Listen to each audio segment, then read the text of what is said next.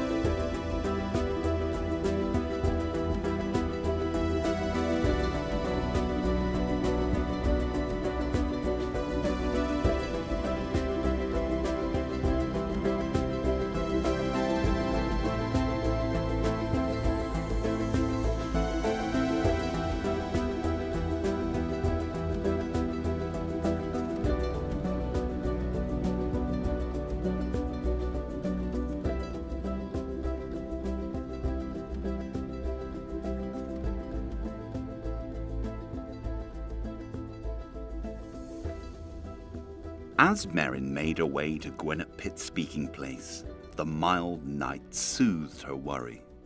The moon had not yet risen above the tors, and there was a strong wind which stirred the long grass and foxgloves, and sang through the gorse bushes which grew near the meadows. A light rain washed her. The green plovers were up and about, and their peewits made the loneliness of the scene seem less lonely. The woo-woo of a short-eared owl echoed. Merryn was getting wet and tired. She crawled up into Corin's inner capsule, which sheltered the girl and wheeled them through the night. In the insulated quiet of the capsule, she thought about her classmates and friends. I can't believe they would drill so recklessly just for the sake of a competition.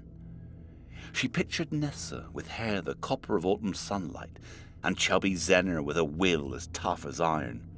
Idealists, Merryn had thought, not people who would betray their principles for profit. But as they traversed the landscape, they could see the damage which had been done. Merryn sat quietly as they passed knocked and toppled tors, smashed monoliths, and barren fields where trees once stood. Merryn? Corin asked quietly. Do you remember I asked you many times to begin drilling without research, in order to catch your score up to the others? Yes, Corin, and just look what happens. I hope you learned something. Corin whirred and chuckled. Well, lads, I was asking these questions as a means of teaching you and testing you. See, up on the cliffs, I downloaded the lithium level test, and each time you answered, no, I ain't gonna do that, and you peered into the past and remembered all the tales and learnings, you showed you had learned from the mistakes people made before and looked for a better way to do things. That's why your score remained at 0. You took 0 opportunities. You passed the test. The girl was silent for a long time. So you mean Arluth, Gwenno, Nessa, my friends all scored points by accepting these opportunities? Merryn clenched her fists in disbelief. Ignoring the landscape, the trees, the animals? He didn't like them to do this. So why did they? Corin asked. The girl thought hard. Because the examiners trapped us in this game by making you units behave as the ancients did. You put pressure on us and made a timer, points, a quota, and my friends must have listened more to the robot voice than the Earth voice. You are the winner, Merryn. Don't you want to celebrate? Asked Corin. Merryn exclaimed, Look at the landscape. The monuments and habitats, all destroyed. Where am I going to celebrate? On the moon on my own? And what's the point of winning when I'm the only one? If we decided all these things together and listened to nature, this never would have happened. Corin rolled through the desolate landscape under the full moon. They were approaching Gwennet Pitt. Above, The illuminated digits of the scoreboard dispersed into the night. "Well, lass, there are some things I need to tell you." Corin's tone was light. "Firstly, I am proud of you for passing the practical test. I'm sorry if I seem pushy. I was asking the questions my update demanded. Secondly, the humane and humble qualities you have demonstrated are enough for you to pass the theoretical part of the test. And thirdly, I need to tell you that none of your classmates scored a single point. Their fake scores were all part of the test. You all passed." Merryn's heart swelled as the pair reached the edge of Granite Pit, a small amphitheatre built in a collapsed mine. Concentric circles led down to the speaking point where a minister might stand. Around the top of the pit were the 7 other Earthborn inside the giant white torus forms of their units. At once the robots opened and the children scrambled out.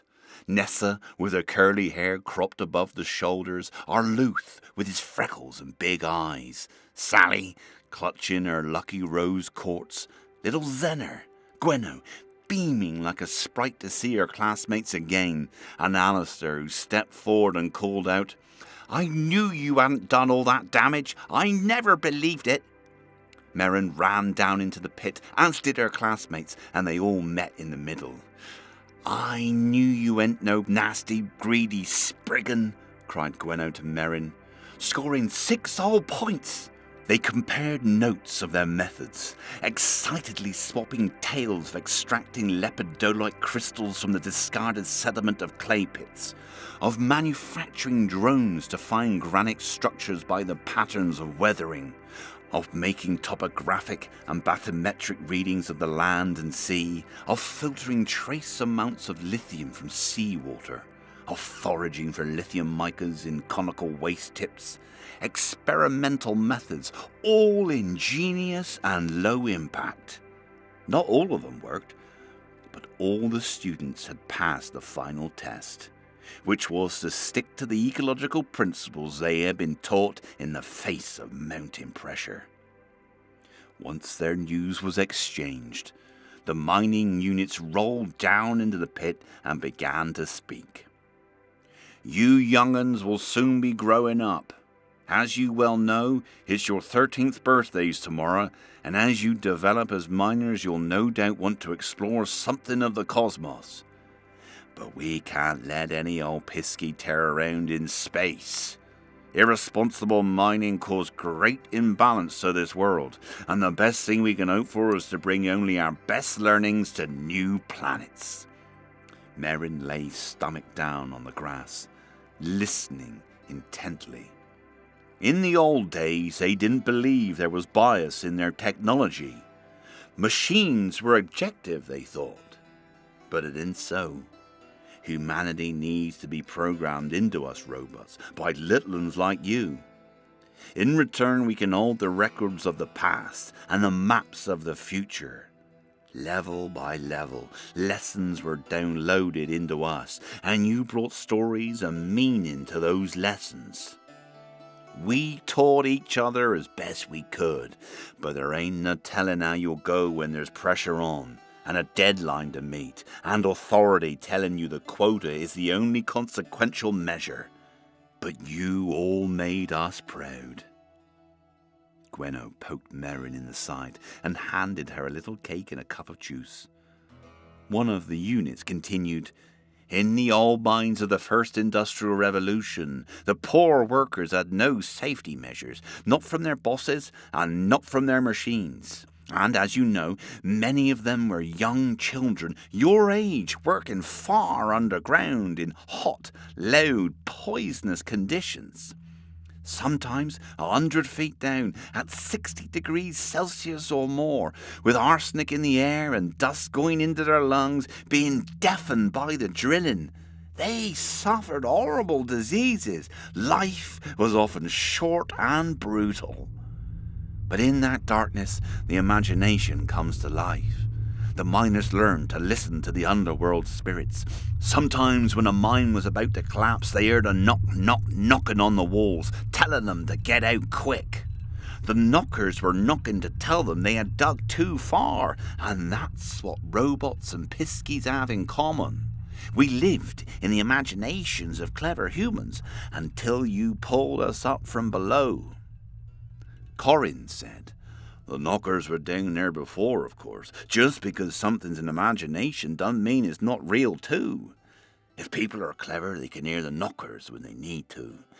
Climate changing and the world heating, that's nature knocking. The ice caps melting and the sea levels rising, that's nature knocking. The typhoons and tsunamis are nature knocking. The droughts and failing crops are nature knocking. Back in the old times, things got so bad, you humans had to have a great reboot, and then you taught us robots to listen to nature knocking. We remind you, and in turn, you remind us. We remind you, you remind us, and the balance is kept. Spirits above and spirits below." The units explained that the sounds of drilling in the mist and the terrible visual sights of the destroyed monuments and landscapes that had shocked all the children were illusions, and just part of the test, and would vanish with the dawn. With the units having finished their speech, and the earthborn children having finished their lessons, there was music and dancing and celebration for many hours. When morning came, the teenagers emerged from the chambers in their units, which all began to transform into fantastical shapes. Nessa's unit unfurled an intricate pattern of pointed scales and waving mermaid fins, sprung into the ocean and swam about, powered by the motion of the waves and currents. Sally's unit produced rocket jets and a propeller, and she went shooting into the sky, a tiny dot. Solar panels captured the light and powered the propulsion. Gweno's unit burst out all manner of elaborate horns and wings which rotated and spun, creating atmospheric vortices which provided wind power to the unit. Merryn led Corin down to the shore and into the water. As soon as the Taurus rolled into the sea, its sides opened to become a buoyant hut with motors and a prow. Merryn hopped inside and peered out the window as they cast off. A colossal ruin of a castle stood upon an island, St. Michael's Mount, and the pair drifted out past it until there was nothing to be seen but sea and sky and the sun rising out of the calm water. Gulls crowed loudly, and just below the surface a school of jellyfish bobbed mysteriously. What other spirits were waiting to reveal themselves? "Corin, do you mind if we stay here on Earth?" "No, lass, I don't mind at all."